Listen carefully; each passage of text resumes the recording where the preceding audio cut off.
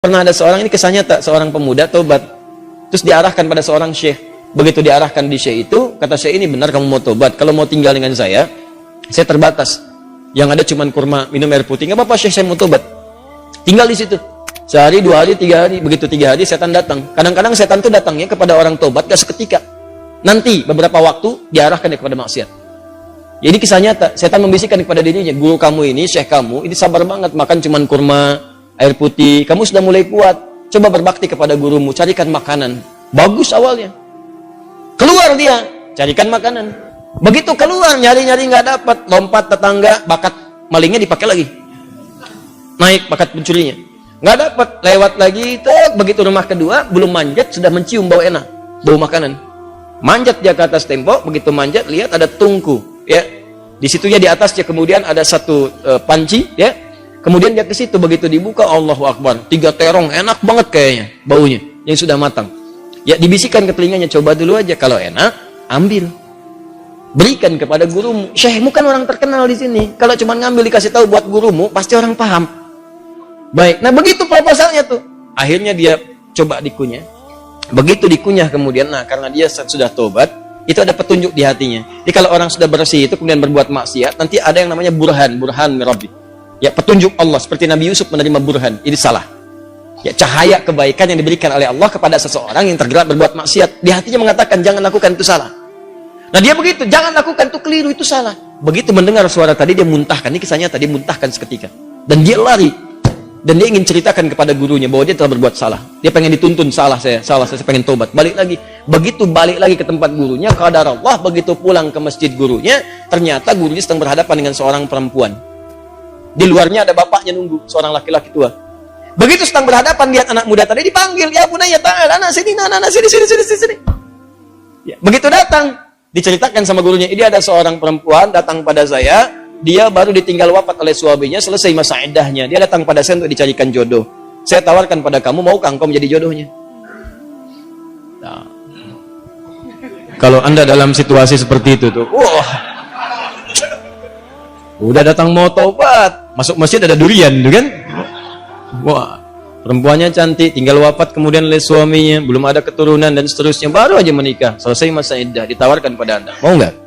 Lalu laki-laki ini berkata, guru, saya khawatir tidak bisa memberikan apa yang butuhkan, saya saja kesini numpang. Apa jawab gurunya? Kamu nggak usah khawatir, dia diwarisi harta yang sangat banyak, dia kesini hanya mencari pria soleh yang ingin jadi suami yang mampu membimbing dia ke surga. Kira-kira kalau ada jawaban seperti itu, apakah anda bersedia atau tidak menolak sama sekali? Baik, maka sama seperti anda, diterimalah kemudian lamaran itu. Ternyata bapak tua tadi yang di luar, bapak si perempuan tadi, dibawa ke dalam, kemudian diakadkan. Setelah selesai pulanglah ke rumah. Kisah belum berhenti. Begitu keluar rumah, digandeng erat tangannya tuh, jalan lewat ke rumah tadi yang naik pagar itu. Ya, dia udah dagdikduk tidak karuan, dagdikduk rumahnya ini bukan, dan alhamdulillah ternyata bukan, lewat. Begitu di rumah yang terong tadi, dia percepat jalannya. Begitu dipercepat, maka terasalah kemudian ada rem di tangannya dari istrinya tadi. Dipegang tangannya, zauji, ada apa itu nak? Sayang, ini rumah kita katanya. Rumah terong tadi. Betul. Masuklah ke situ. Aduh, celaka saya katanya kan. Begitu masuk ke situ, bertanya, polos kayak nanya, zauji, hal anta ja'i? Sayang, kamu lapar? Jujur dia, nah, saya lapar, saya 3 hari makan cuman kurma, minum air putih gini, ya. Alhamdulillah. Baik, tunggu sebentar. Begitu ke dapur dia lihat, wah, terongnya kan bermasalah tuh. Pancinya kebuka, lihat, rupanya dia menyiapkan terong itu untuk suami barunya. Begitu dilihat terong yang bermasalah, dia teriak, siapa yang makan terong saya? Katanya. Tahan. Kalau situasi itu terjadi, bagaimana respon Anda? Jangan bilang itu kucing. Lalu tiba kemudian tergeraklah hatinya datang. Perhatikan kalau rumah tangga seperti ini, nikmat kehidupan dunia tuh. Ya, tidak akan terjadi perang per dunia pertama, kedua, ketiga dan seterusnya. Lihat baik-baik. Datanglah suami ini mengatakan dengan jujur, zauji, sayang, kisahnya begini katanya. Aku ini sebetulnya mencarikan makanan untuk guruku. Lalu setan membisikkan sampai tiba-tiba ke sini aku buka ada terong, aku cicipi. Tapi demi Allah, tidak aku telan, aku muntahkan karena takutku kepada Allah. Sampai aku kembali tadinya mau tobat, sama guru dipanggil suruh nikah sama kamu. Sampai ke sini. Dia jelaskan semua kisahnya. Apa yang terjadi? Kalau ibu mendengar kisah tadi, apakah ibu akan balik lagi kepada guru mengatakan? Kalau ini terjadi pada setiap perempuan, maka damailah kehidupan di rumah tangga dan di bumi. Tenang kehidupan di bumi. Perhatikan kata perempuan ini. Apa yang dia katakan?